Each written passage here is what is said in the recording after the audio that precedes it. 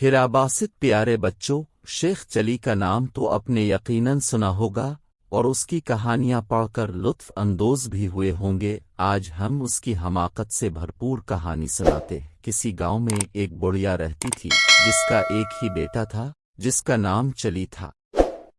वो बहुत कामचोर, बेवकूफ, सुस्त और काहिल था। उसे बस एक ही काम आता था, शेखी बघारने का। जहां चंद लोगों को इकट्ठे बैठे देखता, उनके करीब जाकर खुद भी बैठ जाता और उन्हें गुफ्तगू का मौका दिए बगैर अपने झूठे सच्चे कारनामे बयान करने लगता।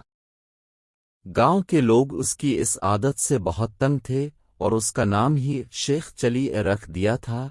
वो अपने नाम की तरह बड़े बड़े ख्याली मंसूबे बनाता लेकिन किसी पर अमल नहीं करता। एक दिन इसके ख्याली पुलाव पकाने की आदत से चढ़कर एक शख्स ने इससे कहा, शेख साहिब, आप इतने बड़े मंसूबे क्यों बनाते हैं?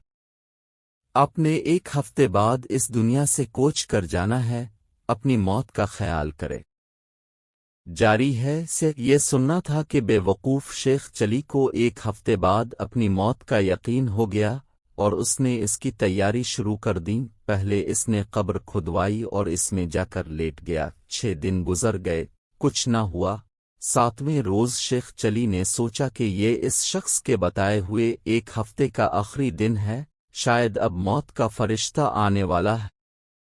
वो ये सोच ही रहा था कि इसके कान में आवाज पड़ी, अगर कोई अल्लाह का नेक बंदा अंडे की टोकरी मेरे घर पहुंचा दे तो मैं इसे उजरत में एक अशरफी दूंगा। शेख चली अशरफी का नाम सुनकर कब्र से बाहर निकल आया और अंडे की टोकरी उठाकर सर पर रख ली।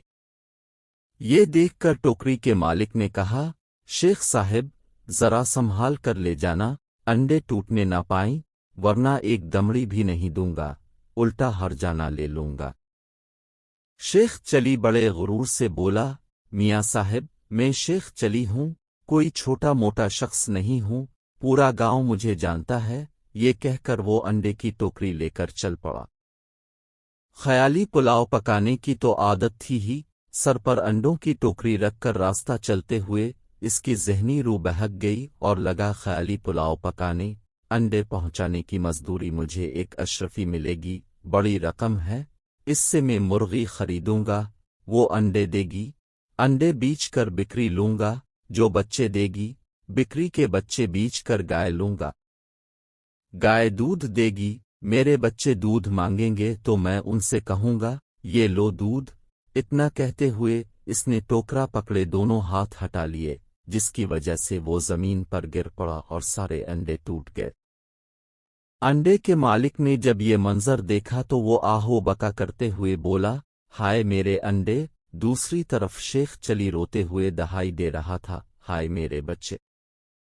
दोनों की आहविज़री सुनकर लोग जमा हो गए और शेख चली की बात सुनकर उसे बावर कराया कि तुम्हारी तो शादी भी नहीं हुई, बच्चे कहाँ से आ गए जो तुम रो रहे हो? हाँ, अंडों के मालिक का तुमने जो नुकसान किया है इसका हर्जाना तुम्हें देना पड़ेगा। बात शेख चली की माँ तक पहुंची।